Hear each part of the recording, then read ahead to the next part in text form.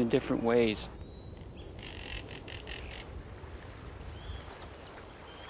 The southwest Margaree flows from Lake Ainslie and across a soft bedrock of limestone and gypsum. As a result, the channel is well defined and the flatlands that line the banks are more fertile than the northeast branch.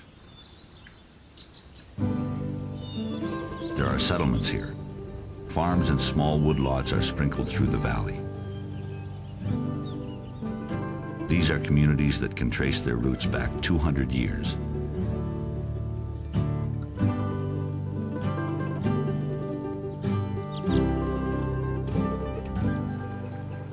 And the river remains central to a way of life that has endured for generations.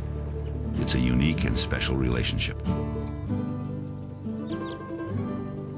The real basis to the Margaree being so significant is because it's a free-flowing river that has all its ecological constituents and components still in place.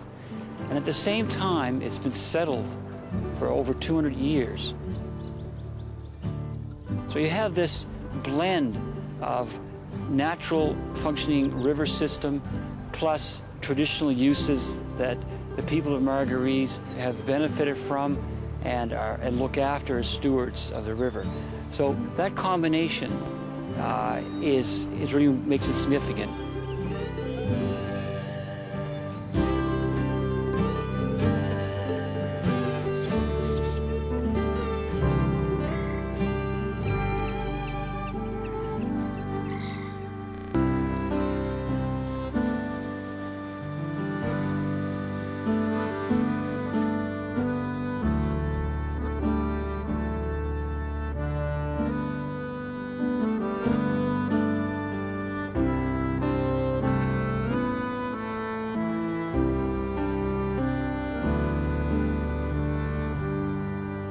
Different cultures have coexisted on the banks of the Margaree since the mid-1700s.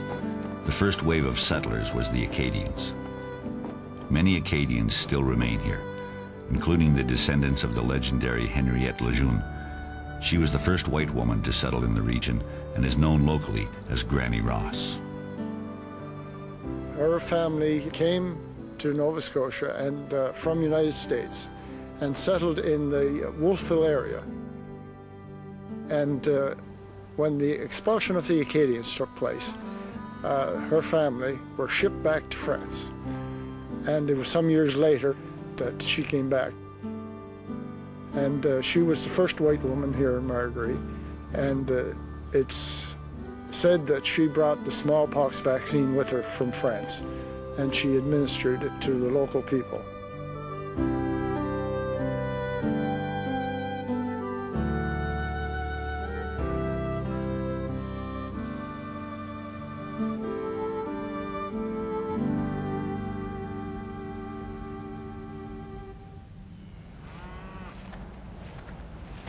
Carl Ross is a direct descendant of Granny Ross.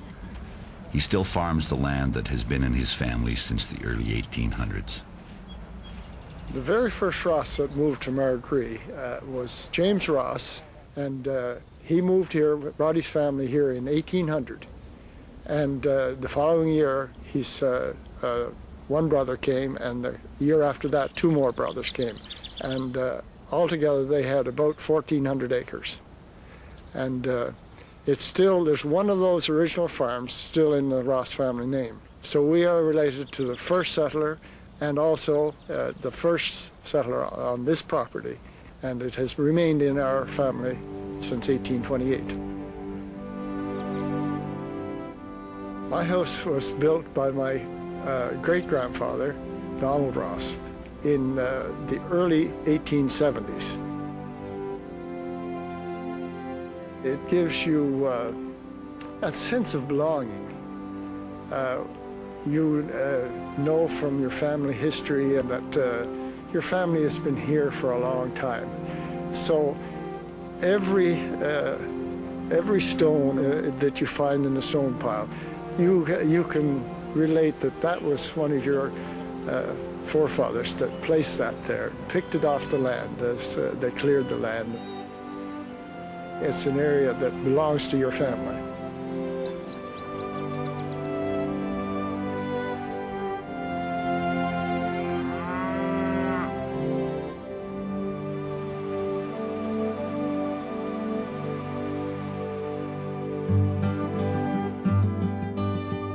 Recreational fishing has been a tradition on the Margaree River almost as long as farming. Enthusiastic anglers have been casting their lures into these waters since 1865.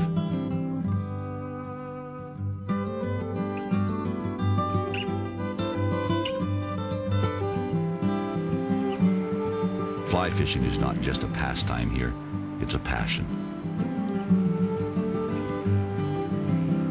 Atlantic salmon fishing is about 98% boredom. When you hook that one big fish, it's 2% of pure terror. It's excitement, it's adrenaline. It's like tying into a torpedo or a motorboat, and you have to try and bring the beast to heel, if you will. Bring it in, release it in good shape, and let it go.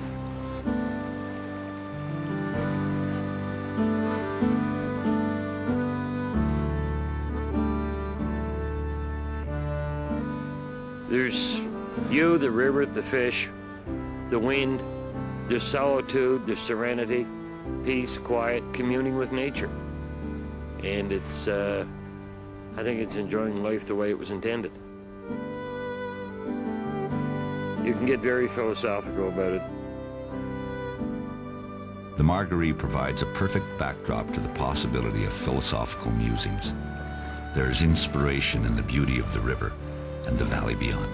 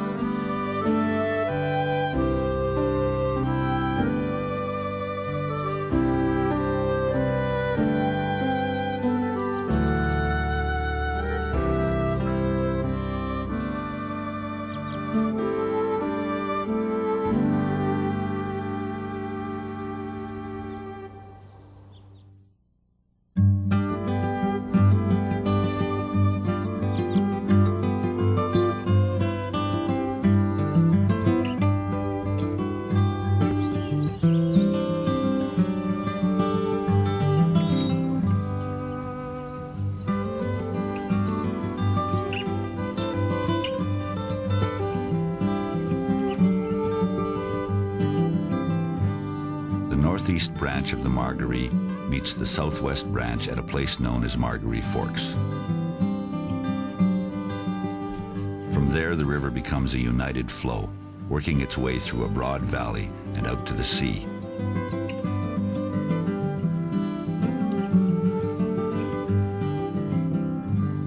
The land here is rich and fertile, and the valley is checkered by farms.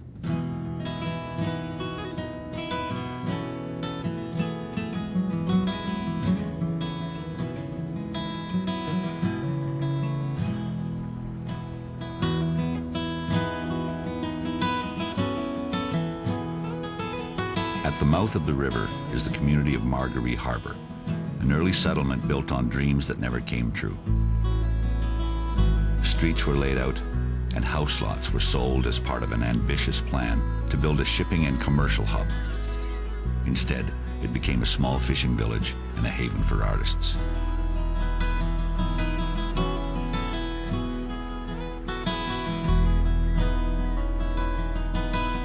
The Margaree meets the sea in a clearly defined transition of currents and color. From its protected harbor, the fresh water of the Margaree is quickly swallowed up by the Gulf of St. Lawrence.